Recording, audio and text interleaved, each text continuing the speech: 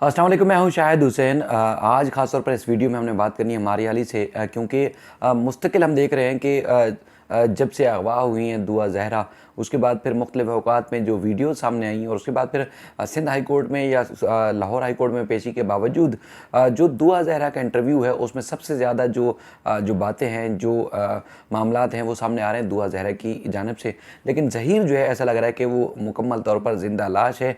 एक अगर उसने जो दावा किया था उसको बहुत सारे जो हमदर्दी रखने वाले लोग हैं या न्यूट्रल सहाफ़ी हैं और उन्होंने जाकर उस सारी बातों को बेनकाब किया जिसका दावा ज़हीर करा था, और पूरे ख़ानदान को जो है उनके जो करतूत हैं उनको भी मुख्तलिफ़ सहाफ़ियों की जानिब से, ख़वातीन सहाफ़ियों की जानिब से और फील्ड वर्कर जो सहाफ़ी हैं उन्होंने जाके जगह जगह बेनकाब किया। तो हम आज एक बार फिर जो है वो कोशिश करेंगे कि मारिया से बात करें, मारिया से पूछेंगे कि एक प्लांटेड इंटरव्यू और जिस तरह के सवालात, उसके बाद फिर जवाबात, और ख़ास तौर पर जिस तरह जामे शीरीन को जो है वो तज़किरा बनाया जा रहा है, उसके बाद फिर मुख्तलिफ जो पाकिस्तान में रहने वाले, पाकिस्तान से बाहर रहने वाले जो लोग हैं वो इस इंटरव्यू के ऊपर जो सवालात उठा रहे हैं। ये चूँकि मारिया अली जो है वो सीनियर एंकर हैं, मुख्तलिफ TV चैनल्स पे भी प्रोग्राम करती रही हैं, आज कल भी ख़ास तौर पर बड़ा फोकस है इनका। तो इनसे जानने की कोशिश करते हैं ताकि ये आपको सबको अंदाज़ा हो सके कि जो फैक्ट्स हैं वो असल में है क्या।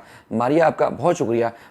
मैंने पहले भी आपसे एक दफ़ा बात की थी, चूँकि अदालतों में जो कुछ होता है वो ज़ाहिर है हम एक ख़बर की हद तक रिपोर्ट करते हैं, जो एक बुनियादी तौर पर एक जो तज़्ज़िया है सारे मामलात को लेकर, वो आपका क्या है? आप क्या समझती हैं कि क्या जो इंटरव्यूज़ हैं और जो वीडियोज़ आ रही हैं उसमें ज़हीर का किरदार कम और दुआ को फ्रंट पर लाने की जो ज़्यादा कोशिश की जाती है मखसूस लोगों की जानिब से, असल वजह क्या है? बिस्मिल्लाहिर्रहमानिर्रहीम, अस्सलाम वालेकुम। शाहिद साहब, बहुत शुक्रिया आपका कि आपने मुझे बोलने का मौका दिया। दुआ ज़हरा केस जिस तरह से आप डे वन से कवर कर रहे हैं, मैं भी कोशिश कर रही हूँ कि उसको अच्छे अंदाज में कवर करें और हर वो चीज़ हक़ाइक़ पर मबनी सामने लाने की कोशिश करें, बताएं जो दुनिया से ओझल है। अब आप देखें, दुआ ज़हरा केस में हर गुज़रते दिन के साथ मुख्तलिफ़ चीज़ें, मुख्तलिफ़ इंपॉर्टेंट चीज़ें जो हैं वो सामने आ रही हैं। ऐसे पॉइंट्स जिन पर अगर हम काम करें या पुलिस सही अंदाज में काम करती, जो कि पुलिस का काम था, तो डेफिनेटली चीज़ें बहुत मुख्तलिफ होती हैं। अब बात यहाँ पर यह है कि कुछ इंटरव्यूज़ सामने आते हैं, कुछ लोग इंटरव्यूज़ लेते हैं और यकीन करें कि वो फैब्रिकेटेड इंटरव्यूज़ हैं और मनपसंद लोगों को दिए गए इंटरव्यूज़ हैं। क्योंकि देखिए जी, मेरे इल्म में तो ये बात भी आई है कि पहले इन्होंने लोगों से रब्ता किया, उनको कन्विंस किया है कि अगर वो लोग उनकी ज़ुबान बोलेंगे, जो वो चाहते हैं दिखाना, जिस तरह के सवालात वो चाहते हैं वो किए जाएंगे, तब उन्हीं लोगों से रब्ता किया गया है जिन्होंने उनकी शराइत जो भी थी उस पर एग्री किया है। क्योंकि आपको भी दिया जा सकता था, किसी और को भी दिया जा सकता था, बल्कि मैं तो ये कहूँगी कि किसी मेन स्ट्रीम मीडिया के एंकर को, जो कि न्यूट्रल है, जो बहुत अच्छे अंदाज में कवरेज कर रहे हैं, उनको ये देना चाहिए था ताकि वो दूध का दूध और पानी का पानी करें। क्योंकि जो प्रोफेशनल एंकर है, जो फैब्रिकेटेड किस्म की चीज़ों पर अमल नहीं करता, जो भी कोई न्यूट्रल एंकर होगा वो 2 सवाल करेगा, 2 सवाल में ये सारा केस जो है वो सॉल्व हो जाना था, सॉर्ट आउट हो जाना था, मामले सारे दुनिया के सामने आ जाने थे कि दूध का दूध और पानी का पानी क्या है। लेकिन अगर आप देखें जो इंटरव्यूज़ लिए गए उसमें जो सवालात कर रहे हैं उनके सवालात में ही जवाबात हैं। यानी कि ये बताने की कोशिश की जा रही है कि उन बच्चों को जो कि तैयारी करवाई गई, ज़हीर साहब तो मैं कहती हूँ कि वो तो ज़िंदा लाश हैं, वो तो पहले दिन से नहीं बोल रहे और वो अभी भी नहीं बोले। तो दुआ ज़हरा को इन्होंने 1.5 से 2 महीना मुकम्मल तौर पर उसको ट्रेन किया, उसके बाद भी जो सवालात किए जा रहे थे उसके अंदर उस सवाल क्या मुकम्मल जवाबात थे।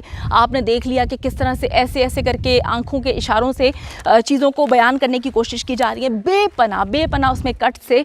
देखिए जी, मैं इससे एग्री नहीं करती कि अगर आप बैठे हुए हैं और आपसे सवाल पूछा जाए कि आप कराची से लाहौर कैसे आए हैं, अब ये बात तो दुआ ज़हरा जानती है या वो ड्राइवर जानता है, ड्राइवर को तो मंजर आम से गायब किया हुआ है। तो अगर दुआ ज़हरा को पता है, उसको सिखाया नहीं गया और वो खुद आई है बकौल उसके कराची से, तो उसको तो फ्लो में वो जवाब दे देना चाहिए था। उसके अंदर बेपनाह कट्स क्यों थे? उस ही जवाब के अंदर 3 से 4 मरतबा कट्स जो हैं वो आए हैं। जामे शीरी जो कि करशी कंपनी है, एक बहुत पुरानी पाकिस्तान की कंपनी है, उसकी बॉटल को बीच में रखा गया और बार बार जामे शीरी का नाम लिया गया, जिससे लोगों में ये गलत तासुर गया कि जी जो करशी कंपनी है, जामे शीरी वालों ने इसको स्पॉन्सर्ड किया है।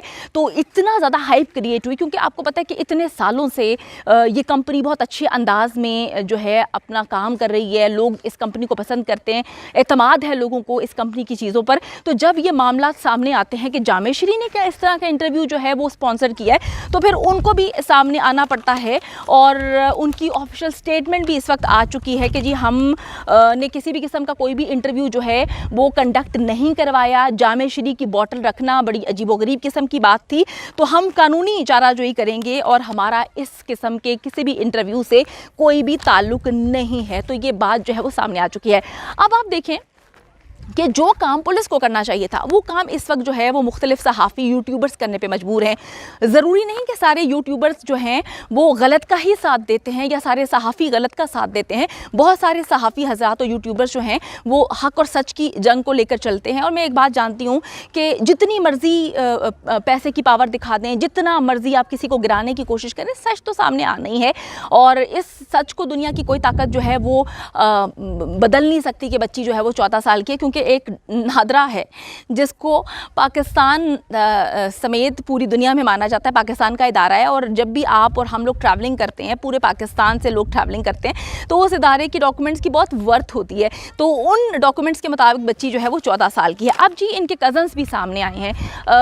मैंने आपको बताया कि जी मुख्तलिफ लोग अच्छे अंदाज में काम कर रहे हैं। तो ज़हीर साहब का खाला का बेटा जो है वो मंजर यहाँ पे आता है, क्योंकि कहा गया था कि ये शख्स जो है वो काम करता है मुख्तलिफ जगहों पर। तो जब वहाँ पर हफीज़ सेंटर या मुख्तलिफ जगहों पर जहाँ भी इसने कहानी डालने की कोशिश की, वहाँ पे जाते हैं तो वहाँ पे कोई भी नहीं मिलता। इसका एक कज़न है, वो एक दुकान पे काम करता है, तो वो बताता है कि जी इसने बड़ा गलत किया, इसकी फैमिली ने बड़ा गलत किया।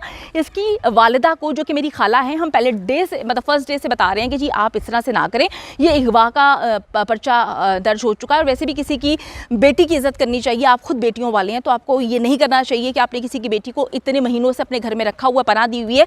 तो हमने उनको समझाने की कोशिश की बकौल इसके कज़न के, तो उन्होंने कह दिया कि आपको अगर हमसे मसला है, हमारी खुशियों से मसला है, तो आप जो हैं वो ताल्लुकदारी छोड़ सकते हैं। तो वो कहते हैं कि जी हमने उनको समझाया, लेकिन फिर मेरी फैमिली ने कह दिया कि इनसे दूर हो, क्योंकि ये लोग गलत रास्ते पे चल पड़े हैं।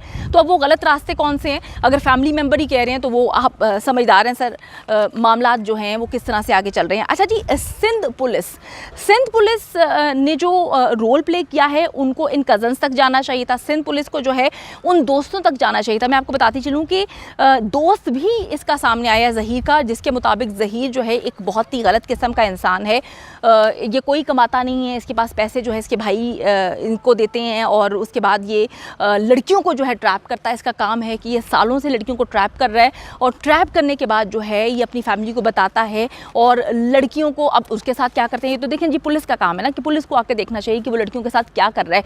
दुआ ज़ारा को जिस तरह से वो कराची से यहाँ पे लेकर आए हैं, वो जितना मर्जी बोलें कि हम नहीं लेकर आए, हम सबको तो पता है कि वो अकेली नहीं आ सकती। तो इन सारी चीज़ों की इन्वेस्टिगेशन पुलिस को करनी चाहिए थी। लेकिन अगर हम पुलिस की बात करें तो पुलिस मुकम्मल तौर पर जो है हाथ पे हाथ रख कर बैठी हुई थी। पुलिस ने एक बहुत ही गंदा रोल प्ले किया है इस पूरे केस में। जो पुलिस ने चालान बनाया है, जाली निकाह और बोगस मेडिकल रिपोर्ट की तरह इन्होंने एक बोगस किस्म का चालान बनाया है और इनके मुताबिक ये केस बनता नहीं है। उनके मुताबिक जो है तमाम मुल्ज़िमान को छोड़ देना चाहिए। तो आप देखें ना कि पुलिस ने तो कसम खाई हुई है पहले दिन से इन दरिंदों को, ये जितने भी लोग इसमें इन्वॉल्व हैं, उनको बचाने की। और पुलिस जो है जहाँ से पुलिस ने पैसे खाए हैं उसको वो हलाल करने की कोशिश कर रही हैं। तो पुलिस का तो एक बहुत ही गंदा रोल रहा है ना इस पूरे के पूरे केस में। अगर हम पंजाब पुलिस की बात करें, उन्होंने भी गंदा रोल प्ले किया। सिंध पुलिस ने तो मेरे ख्याल में हर चीज़ जो है वो दुनिया के सामने रख दी है। अगर सिंध पुलिस ये काम ना करती तो डेफिनेटली लोगों को पता ना चल सकता।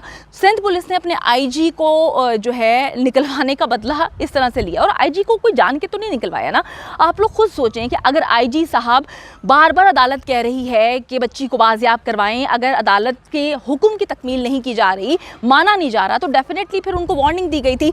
लेकिन जी पुलिस ने इसका बदला लिया। पुलिस ने जो है दुआ ज़ारा के वालिदैन की तरफ से जो पर्चा दर्ज करवाया गया था उसकी बाजियाबी को लेकर उन्होंने उन्हीं के अगेंस्ट जो है लोगों से माल पानी जो है खा लिया और जितना गंदा रोल प्ले किया, यकीन मानें कि मैं परेशान हो जाती हूँ कि अगर इसी तरीके से ये लोग हर केस को डील करते रहे तो आगे आने वाले वक्तों में क्या होगा। क्योंकि इतना ये तो एक टेस्ट केस बनना चाहिए था। एक बच्ची 14 साल की है, उसको आप बताने की कोशिश कर रहे हैं कि वो 18 साल की है। एक बोगस निकाहनामा जिसके अंदर 18 साल जो है दर्ज करवाया गया है। बच्ची कभी कहती है मैं 16 साल की हूँ, बच्ची कभी कहती है 18 साल की हूँ। तो ये मैं नहीं कह रही, ये तो रिकॉर्ड पे सारी चीज़ें मौजूद हैं कि बच्ची को जो है वो कंफ्यूज किया हुआ है, बच्ची मुसलसल झूठ बोल रही है।